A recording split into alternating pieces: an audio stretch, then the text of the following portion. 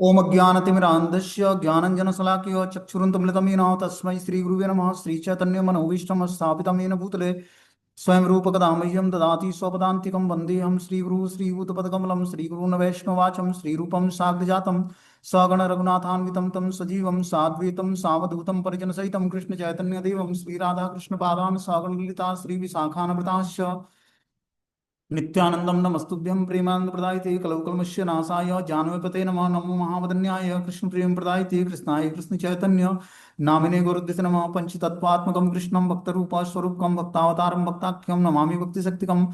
हे कृष्ण करुणा सिंधु दीनबंधु जगत्तदय गोपेश गोपिकाकांत राधाकांत नमस्तुते तप्त कांचन गौरांगे श्री राधे वृंदावनेश्वरी वृषभानुसुते देवी प्रणमामि हरिप्रिये। वाञ्छाकल्पतरुवक्षा कृपा सिन्धुभ्यो च पतितानां पावनेभ्यो वैष्णवेभ्यो नमो नमः। नमो विष्णुपादाय कृष्णपृष्ठाय भूतले श्रीमते भक्ति सिद्धांत सरस्वती इति नाम्ने श्री वृषभानवी देवी दैताय कृपाब्दये कृष्ण संबंध विज्ञान दायिने प्रभे नमः। माधुरी उज्जवल प्रेमाढ्य श्री रूपानुग भक्त श्री गौर करुणाशक्ति विग्रहाय नमस्ते नमस्ते गौरवाणी श्रीमूर्तये दीनतारिणे रूपानुवृद्धाय अब सिद्धांत दांतहारिणे नमो गौर किशोराय साक्षात वैराग्य मूर्तये विप्रलंब रसाम्बोध पादाम्बुजायते नमः। नमो भक्ति विनोदाय सच्चिदानंद नामिने गौर शक्ति स्वरूपाय रूपानुग्रहायते गौर आविर्भाव भूमस्तम निर्देष्टां सज्जनम प्रियम वैष्णव सार्वभौमं श्री जगन्नाथाय ते नमः। वाञ्छाकल्पतरुभ्यश्च कृपा सिन्धुभ्येव च पतितानां पावनेभ्यो वैष्णवेभ्यो नमो नमः। जय श्री कृष्ण चैतन्य प्रभु नित्यानंद श्री अद्वैत गदाधर श्रीवासादि श्री गौर भक्तवृंद। हरे कृष्णा कृष्ण कृष्णा हरे हरे हरे राम राम राम हरे हरे। तो इस क्लास के माध्यम से हम लोग जो है प्रभुपाद शिला भक्ति सिद्धांत सरस्वती ठाकुर महाराज जी का जो प्रणाम मंत्र है, क्या प्रणाम मंत्र है, उसका हम लोग डिफिनेशन सुनेंगे कि उसका वो प्रणाम मंत्र का अर्थ क्या है। क्योंकि हम अपने आचार्यों के प्रणाम मंत्र से उनको प्रणाम करते हैं, तो प्रणाम मंत्र का अर्थ भी हमें पता होना चाहिए। तो बहुत ही सुंदर प्रणाम मंत्र है। क्या प्रणाम मंत्र है? नमो विष्णुपादाय कृष्ण पृष्ठाय भूतले श्रीमते भक्ति सिद्धांत सरस्वती इति नामिने श्री वृषभानवी देवी देताय कृपाब्दये कृष्ण संबंध विज्ञान दायिने प्रभे नमः। माधुर्य उज्ज्वल प्रेमाढ्य श्री रूपानुग भक्त श्री गौर करुणाशक्ति विग्रहाय नमस्तुते नमस्ते गौरवाणी श्री मूर्तये दीनतारिणे रूपानुवृद्धाय अब सिद्धांत धांतो हारिणे। ये इनका प्रणाम मंत्र है। तो इस प्रणाम मंत्र में कहा गया भक्ति सिद्धांत सरस्वती। शिला भक्ति सिद्धांत सरस्वती ठाकुर भक्ति सिद्धांत के अवतार, भक्ति के निर्णायक सिद्धांतों के अवतार माने जाते हैं। शिला भक्ति विनोद ठाकुर के पुत्र के रूप में ये प्रकट हुए। भक्ति सिद्धांत सरस्वती ठाकुर में वह सारा ज्ञान है जो कृष्ण ने ब्रह्मा को दिया, ब्रह्मा ने नारद को दिया और नारद ने अपने शिष्य व्यास देव को दिया था। इस प्रकार शिष्य उत्तराधिकार द्वारा रूपानुगा वैष्णव के माध्यम से शिला भक्ति विनोद ठाकुर और शिला गौर किशोरदास बाबा जी महाराज के पास यह ज्ञान आया। वेदों उपनिषदों और अन्य सभी धर्म ग्रंथों के सभी सिद्धांत दार्शनिक सत्य शिला भक्ति सिद्धांत सरस्वती गोस्वामी ठाकुर में सन्निहित है। यदि कोई व्यक्ति उनके साथ दर्शन शास्त्र पर बहस करने आता था तो वह तुरंत उनसे हार जाता था और उनकी शिक्षाओं को स्वीकार करने के लिए बाध्य हो जाता था। ऐसे आचार्य थे कि जो भी इनसे शास्त्रार्थ करने आता वो तुरंत इनसे हार जाता। इतने प्रखर बुद्धि के थे। बचपन से ही 7 वर्ष की अवस्था में ही इन्होंने पूरे भगवत गीता को कंठस्थ कर लिया था, उस पर टिप्पणियां देना शुरू कर दिया था। इतने प्रखर बुद्धि के थे ये। भक्ति सिद्धांत सरस्वती में 2 सरस्वती हैं। ब्रह्मा की शक्ति माता सरस्वती, लेकिन वह सरस्वती गोलोक वृंदावन की वास्तविक सरस्वती नहीं है। हालांकि यह सिद्धांत सरस्वती पराविद्या पारलौकिक ज्ञान का अवतार हैं, इसलिए इस पारलौकिक ज्ञान के कारण इनका नाम शिला भक्ति सिद्धांत सरस्वती ठाकुर प्रभुपाद रखा गया। प्रभुपाद क्यों? क्योंकि वह वास्तविक अर्थों में प्रभुपाद हैं, क्योंकि उन्होंने दुनिया भर में अपने प्रभु की महिमा का प्रचार किया है। इसलिए इनका टाइटल क्या है? प्रभुपाद। उनका प्रभु कौन है? राधा कृष्ण दाम्पत्य ही या गौरचंद्र, गौर गदाधर और गौर नित्यानंद ही उनके वास्तविक आराध्य ठाकुर हैं। उन्होंने हर जगह उनकी महिमा का प्रचार किया और इसलिए वह वास्तव में शिला प्रभुपाद कहलाए। अब इसमें हम लोग अर्थ पढ़ेंगे। नमो ओम विष्णुपादाय कृष्ण पृष्ठाय भूतले। इनका प्रणाम मंत्र का पहला टाइटल है नमो ओम विष्णुपादाय कृष्ण पृष्ठाय भूतले। वह कृष्ण के बहुत निकट और प्रिय हैं, बहुत निकट और प्रिय उस पुरुष रूप में हैं, लेकिन वो वास्तव में कौन है? उनके प्रणाम मंत्र के दूसरे श्लोक में कहा गया है कि श्री वृषभानवी देवी दयिताय, कि वास्तव में वह श्रीमती राधा रानी की शाश्वत दासी हैं। वो नयन मणि मंजरी के रूप में श्री राधिका को बहुत प्रिय हैं। वो क्या है? नित्य लीलाओं में भगवान की मंजरी है, राधा रानी की। क्या नाम है उनका? नयन मणि मंजरी। महाप्रभु के सहयोगियों के रूप में वे शिला भक्ति सिद्धांत सरस्वती गोस्वामी हैं, और राधा कृष्ण युगल के सहयोगियों के रूप में वो नयन मणि मंजरी हैं। नैन मणि मंजरी नाम का यह मतलब क्या है? जैसे किसी को उसकी आंखें बहुत प्रिय होती हैं, वैसे ही नैन मणि मंजरी जो श्रीमती राधा रानी की आंखों की पहचान है, उसके बहुत करीब और प्रिय हैं। इसलिए इनका नाम है नैन मणि मंजरी। वह सदैव श्रीमती राधिका की सेवा करती रहती हैं। इस प्रकार उसके दो रूप हैं। एक रूप भगवान श्री चैतन्य महाप्रभु के सहयोगी के रूप में, जो शिला भक्ति सिद्धांत सरस्वती ठाकुर के नाम से जाना जाता है। न केवल इस दुनिया में बल्कि गोलोक वृंदावन धाम में वे श्वेत द्वीप में भी प्रसिद्ध हैं, और वृंदावन में भी नयन मणि मंजरी के रूप में वह श्रीमती राधा रानी की सेवा करते हैं। इन्होंने श्रील रघुनाथ दास गोस्वामी के बिलाप पुष्पांजलि में देखा है कि कैसे मंजरियां राधा कृष्ण के वैवाहिक जीवन में सेवा करती हैं। नयन मणि मंजरी उन्हीं तरीकों से उनकी सेवा करती हैं। शिला भक्ति सिद्धांत सरस्वती कृपाब्धय के अवतार हैं, दया के अथाह सागर हैं। वह चार संप्रदायों में पहले आचार्य हैं जिनकी इच्छा है कि पूरे दुनिया में सभी लोग, वे सभी जो कृष्ण को भूल गए हैं, उन्हें भक्ति के सभी सत्यों का एहसास कराया जाए और उन्हें शुद्ध भक्त बनने में मदद की जाए। यदि शिला प्रभुपाद भक्ति सिद्धांत सरस्वती गोस्वामी ठाकुर ने अपने शिष्यों को पूरे विश्व में इधर उधर नहीं भेजा होता, तो आप में से कोई भी किसी भी देश में शुद्ध भक्तों से नहीं मिलता। इन्होंने क्या किया? पूरे विश्व में अपने शिष्यों को प्रचार करने के लिए भेजा। अब शिला सरस्वती गोस्वामी ठाकुर ने अपने शिष्यों को पूरे विश्व में प्रचार करने के लिए भेजा। बोलते हैं अब शिला भक्ति सिद्धांत सरस्वती गोस्वामी की दया से अनेक आचार्यगण, और खासकर शिला भक्ति वेदांत स्वामी प्रभुपाद ने इस्कॉन की स्थापना किया। कृष्ण कीर्तन को पूरे दुनिया भर में जगह जगह प्रचारित किया। चैतन्य महाप्रभु और राधा और कृष्ण को हर कोई उनकी कृपा से ही जान पाया। शिला प्रभुपाद की इच्छा थी कि फिर उन्होंने अपनी भुजाएं इधर उधर भेज दी। उसकी भुजाएं कौन थी? उनके शिष्य, उनके भक्त, वे हथियार की तरह वे हर जगह उपदेश दे रहे थे। इस तरह शिला भक्ति सिद्धांत सरस्वती ठाकुर महाराज ने पूरे विश्व में 64 गौड़ी गौड़ी मठों की स्थापना किया, और पूरे विश्व में अपने जितने भी शिष्यगण थे उनको पूरे देश में उपदेश देने के लिए भेज दिया उन्होंने। हम बहुत ही भाग्यशाली हैं कि हम उनकी पंक्ति में आते हैं, लेकिन हमें बहुत ही मजबूत बनने का प्रयास करना चाहिए। कभी कभी यदि आप अच्छी संगति में नहीं हैं तो आप कमजोर हो जाते हैं।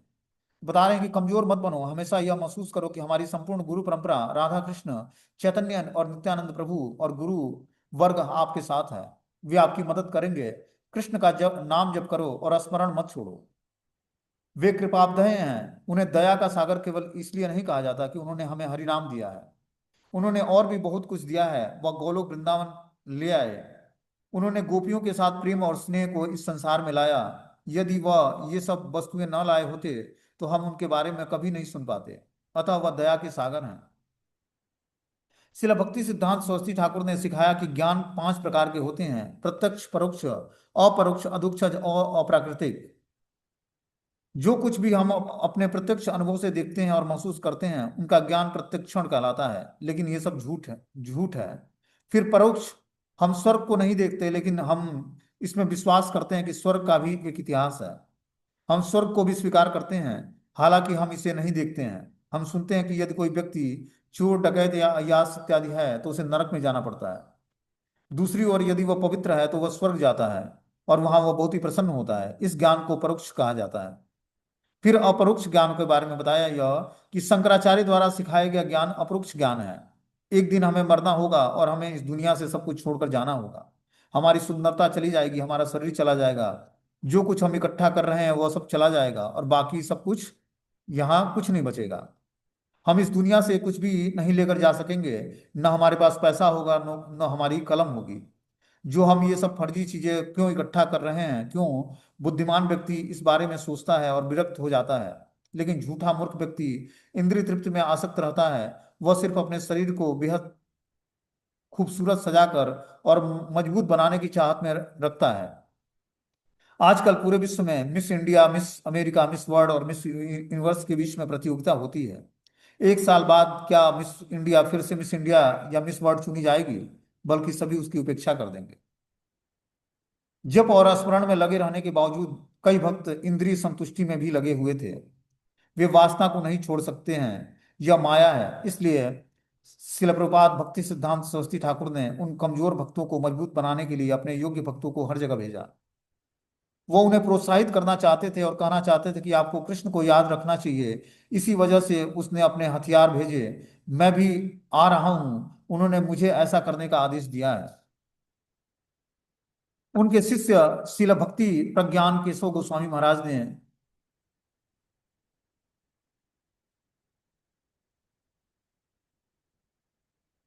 अपने शिष्यों को भी आदेश दिया कि वे कमजोर नहीं हैं, कभी नहीं और कभी नहीं कमजोर होंगे।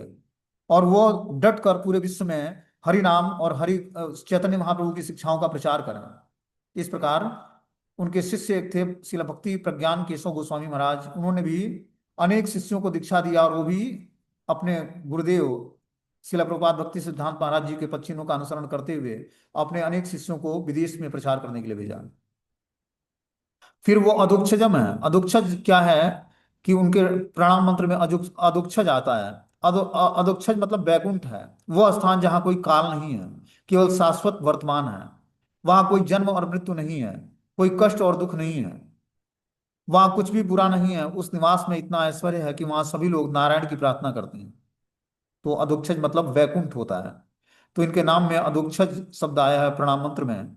तो सभी लोग नारायण की प्रार्थना करते हैं, उस वैकुंठ के ऐश्वर्य का वर्णन किया गया है। हालांकि इसमें भी ऊंचा कुछ नहीं है। शिल भक्ति सिद्धांत सरस्वती ठाकुर ने सिखाया कि इस सबसे श्रेष्ठ सत्य को अप्राकृतिक कहा गया है।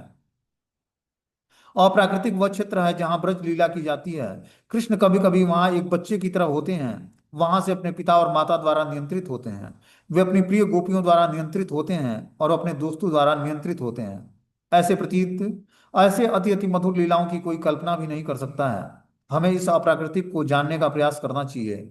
हमें इस अप्राकृतिक कृष्ण की सेवा करने का प्रयास करना चाहिए, जो इतनी सारी गोपियों के साथ हैं, अपने पिता और माता के साथ हैं और अपने सखाओं के साथ हैं, अपने सभी गायों के साथ हैं और अपने ही मधुर गौपालन लीला करते हैं। ये हमारे जीवन का लक्ष्य और उद्देश्य है। इस इस कृष्ण की सेवा अप्राकृतिक ज्ञान, यही कृष्ण सेवा अप्राकृतिक ज्ञान है। अब उनके प्रणाम मंत्र में आता है कृष्ण संबंध विज्ञान दाहिने प्रभे नमः। बोलते हैं इस संसार में हमारा अपने माता पिता और अपने निकट परिवार के साथ एक रिश्ता होता है। हम सोचते हैं कि वो मेरी माँ है, वो मेरे पिता हैं, वो मेरा भाई है, लेकिन हम उनसे संतुष्ट नहीं होते हैं। हम पति या पत्नी, प्रेमिका या प्रेमी बनना चाहते हैं, लेकिन फिर भी हम संतुष्ट नहीं होते हैं। ये रिश्ता कहाँ से आ गया? वे गोलोक वृंदावन से आए हैं। वास्तव में केवल एक ही रिश्ता है कृष्ण के साथ। वह वहाँ पिता नहीं, वह एक दोस्त की तरह, एक बच्चे की तरह, एक प्रियतम की तरह है। हमारी आत्मा के संवैधानिक स्वरूप में कृष्ण के साथ संबंध है। अब हम माया के कारण यह भूल गए हैं, परंतु हमारा संबंध उनसे शाश्वत है। इस शरीरों के सभी झूठे रिश्ते और नाते अस्थायी हैं। ये कुछ दिनों के लिए ही रहते हैं, लेकिन हमारे संवैधानिक रूप में रिश्ते शाश्वत हैं, जो कि कृष्ण के साथ हमारा रिश्ता है। हम प्यार चाहते हैं। हमने पहले अपनी माँ से प्यार किया, फिर अपने पिता से, फिर अपने भाइयों से, अपने अन्य रिश्तेदारों से, फिर अपने पड़ोसियों से, लेकिन हम कभी संतुष्ट नहीं हुए। फिर हमने पत्नियां और पतियों को इकट्ठा किया, और जब हम संतुष्ट नहीं हुए तो हमने तलाक ले लिया। पुराने लोगों को नए लोगों से बदल दिया, लेकिन फिर भी संतुष्टि नहीं मिली। आप संतुष्ट नहीं हो सकते, कोई भी संतुष्ट नहीं हो सकता जब तक वो कृष्ण को अपने जीवन में आराध्य नहीं मानता, उनकी सेवा नहीं करता, तब तक वो संतुष्टि प्राप्त नहीं कर सकता है। यह एक दिव्य रिश्ता है। यह रिश्ता गुरु द्वारा दिया जाता है। प्रभुपाद भक्ति सिद्धांत सरस्वती ठाकुर ने यह दिखा दिया कि यह रिश्ता हमें हमेशा के लिए रहेगा। इसी उद्देश्य से उन्होंने क्लिंग कृष्णाय गोविंदाय मंत्र दिया। उनके प्रणाम मंत्र में माधुरी उज्जवल प्रेमाढ्य श्री रूपानुगा भक्तिदा। उन्होंने इस सभी सत्यों को समझाया कि वह वास्तव में केवल इस माधुरी उज्जवल प्रेम रस, इस गोपी प्रेम को देने के लिए आए हैं, जिसके बारे में श्रील रूप गोस्वामी ने अपनी पुस्तिका में लिखा है। जिसे देने के लिए ही चैतन्य महाप्रभु ने इस दुनिया में आए और हमारे प्रिय के रूप में कृष्ण का रिश्ता उन्होंने हमें बताया। वह केवल यही देने आए थे और कुछ नहीं। शिला भक्ति सिद्धांत सरस्वती ठाकुर ने अपने लेखों में लिखा है कि मैं केवल यही देने आया था, लेकिन मेरा पूरा समय जंगल काटने में व्यतीत हो गया। वह कृष्ण को प्रेम और स्नेह देने के लिए इस संसार में आए थे, लेकिन वह इसे किसे दे सकते थे?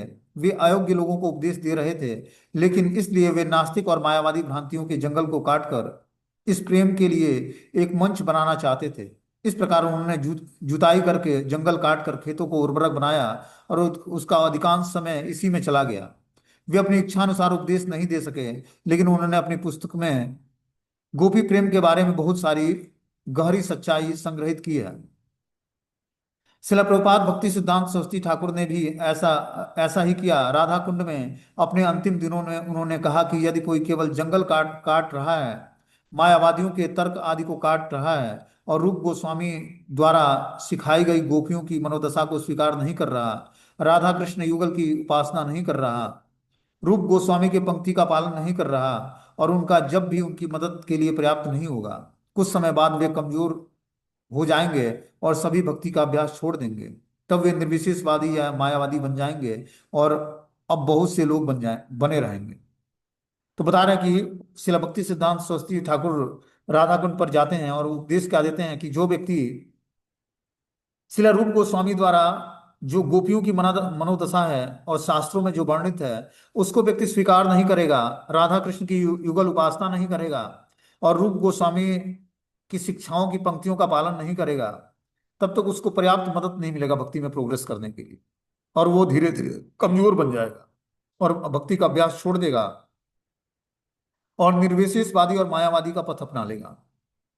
इसलिए उन्होंने बहुत ही बुरी तरीके से क्या किया, सब जितने भी राधा कुंड पर निवास करने वाले बाबा जी लोग थे उनको उन्होंने ज्ञान प्रदान किया और तर्क से उनके तर्कों को काट दिया। बोलते हैं श्री रूपानुगा भक्तिदा, उनका प्रणाम मंत्र में श्री रूपानुगा भक्तिदा आता है। शिला प्रभुपाद भक्ति सिद्धांत सरस्वती ठाकुर इस संसार में अवतरित हुए और हम सभी अपने शिष्यों को केवल इस रूपानुगा वैष्णववाद का प्रचार करने के लिए तैयार किया, लेकिन उनके पास समय नहीं था। इसलिए शुरू से ही इस भौतिकतावादी जंगलों को काटने और इससे अपने शिष्यों को बचाने के लिए बहुत सतर्क रहे, क्योंकि गुरु वर्गों ने पहले ही उन्हें काटने का प्रयास किया था, लेकिन वो उतनी सफलता प्राप्त नहीं कर पाए। अब बता रहे हैं कि शिला प्रभुपाद में माधुर्य उज्जवल प्रेम प्रेम के सागर की तरह थे। वो इसे बांटना चाहते थे और उसने बांटने दिया। यदि उस उनमें से उन्होंने ऐसा नहीं किया होता तो फिर हमने ये चीजें कहाँ से एकत्रित की होती। इस प्रकार शिला भक्ति सिद्धांत सरस्वती ठाकुर ने शिला राधा कृष्ण की माधुर्य उज्जवल प्रेमा भक्ति के समुद्र को पूरे विश्व में वितरित किया और अपने शिष्यों के माध्यम से पूरे विश्व में वितरित कराया। इस प्रकार इनका प्रणाम मंत्र था। इस प्रणाम मंत्र का अर्थ जो है आचार्यों ने बहुत अच्छे तरीके से डिफाइन किया है। तो इस प्रणाम मंत्र को हमें स्मरण करना चाहिए और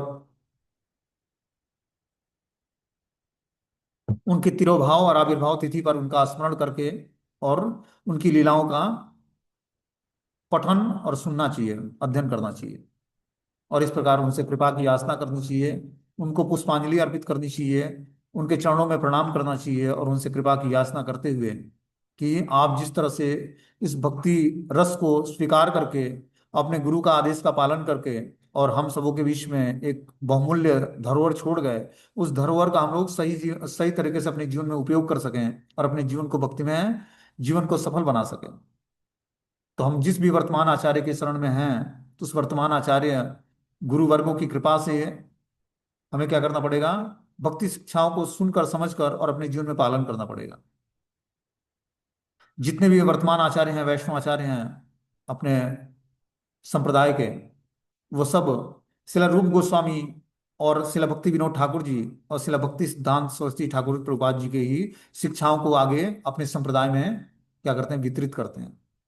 और इस संप्रदाय में हम लोग दीक्षा लेने का प्रयास कर रहे हैं या दीक्षा ले चुके हैं, तो हमारे अपने जो वर्तमान गुरु वर्ग हैं उनके कृपा की याचना करनी चाहिए और साथ में पूर्ववर्ती जो आचार्य हैं अपने लोग उन पूर्ववर्ती आचार्यों के चरणों में प्रार्थना करनी चाहिए, उनसे कृपा की भीख मांगनी चाहिए कि हम पर कृपा करें। और आज उनके तिरुभाव या आविर्भाव तिथि पर अगर जो हम कृपा की याचना करते हैं तो वो हम पर कृपा करते हैं, और कृपा करके हमें भी भक्ति का कुछ बूंद प्रदान करते हैं, और हम अपने जीवन को सार्थक कर सकते हैं। तो इस तरह से शिला प्रभुपाद भक्ति सिद्धांत सरस्वती ठाकुर बहुत ही महान गौड़ीय आचार्य हुए हैं अपने वैष्णव संप्रदाय में, और उन्होंने पूरे विश्व में हरि नाम का प्रचार किया और अपने शिष्यों को अलग अलग जगहों पर भेजकर इस हरि नाम का, भगवान श्री चैतन्य महाप्रभु की शिक्षाओं को स्थापित कराया, जिसके कारण आज पूरे विश्व भर में उनकी शिक्षाओं को लोग पालन करके और भगवान के भक्त बनते हैं और हरि भजन करते हैं और हरे कृष्ण महामंत्र का जप करते हैं। ठीक है, हरे कृष्णा। तो इस तरह से हमें उनके चरणों में श्रद्धांजलि अर्पित करनी चाहिए और उनसे कृपा की याचना करनी चाहिए आज के दिन, और ये प्रेयर करना चाहिए कि हमें भी वो भक्ति की कुछ बूंद प्रदान करें, अपनी कृपा की कुछ बूंद प्रदान करके हमारे जीवन को भी सार्थक बनाएं, जिससे हम इस भगवान श्री चैतन्य महाप्रभु के इस मोमेंट में हम भगवान श्री चैतन्य महाप्रभु के शिक्षाओं का पालन करके अपने जीवन में और उनके बताए हुए रास्ते पर चलकर और पूरे विश्व में हम लोग भी भगवान श्री चैतन्य महाप्रभु की शिक्षाओं का वितरण कर सके, लोगों को बता सकें और इस शिक्षाओं को आगे बढ़ा सकें। यही हम लोग के आचार्यों के द्वारा उत्तरदायित्व दिया गया है कि हम लोग पहले भक्ति के सिद्धांतों को समझें, अपने जीवन में पालन करें, और फिर इस चैतन्य महाप्रभु की शिक्षाओं को पूरे भारत में, पूरे विश्व में प्रचार करें। ये उत्तरदायित्व आचार्यों ने हमें, हम लोगों को दिया है। जैसे क्या होता है पारिवारिक जीवन में, जो कुल परंपरा से हमें कुछ पुस्त के द्वारा अगले पुस्त को कुछ रिस्पॉन्सिबिलिटी फॉरवर्ड की जाती है, कुछ संस्कार दिए जाते हैं, कुछ प्रॉपर्टी दी जाती है, उसी प्रकार इन आचार्यों ने हमें प्रॉपर्टी के रूप में ग्रंथ दिया है, मंदिर और मठों को दिया है, वर्तमान आचार्यों को दिया है। ये क्या है, हमारे लिए धरोहर है। तो इस धरोहर का हमें क्या करना है, अपने जीवन में उपयोग करना है। किस कारण से, किस चीज के लिए, भक्ति करने के लिए, भक्ति के प्रचार को बढ़ाने के लिए। जो इन आचार्यों के माध्यम से जो हमें ग्रंथ मिला, जो इनकी शिक्षाएं मिली, जो उनकी त्याग और तपस्याओं से जो हमें आचरण इनके द्वारा जो प्रस्तुत किया गया, उन आचरण को हमें भी अपने जीवन में पालन करना है। ये अपनी शिक्षाओं के रूप में, अपनी नित्य लीलाओं के रूप में, अपने आचरण के रूप में आज भी उपस्थित है हम सबों के बीच में। ये नित्य लीलाओं में भी भगवान के हैं, और यहाँ भी अपनी शिक्षाओं के माध्यम से, अपने आचरण के माध्यम से, अपने छोड़े हुए धरोहर के माध्यम से आज भी हम लोगों के बीच में उपस्थित हैं। ऐसा नहीं कि धराधाम छोड़ गए तब वो उपस्थित नहीं है, ऐसा नहीं है। ये आचार्य यहाँ भी हैं और भगवान की नित्य लीलाओं में भी। तो ऐसे जो महान आचार्य हैं, जो स्वयं भगवान की लीलाओं में अहम रोल में हैं, ऐसे आचार्यों से जब हम प्रार्थना करेंगे आज के दिन, तो वो निश्चित रूप से हम पर कृपा करेंगे, और उस कृपा के बदौलत ही हम भक्ति में जीवन में आगे बढ़ पाएंगे। ठीक है, हरे कृष्णा।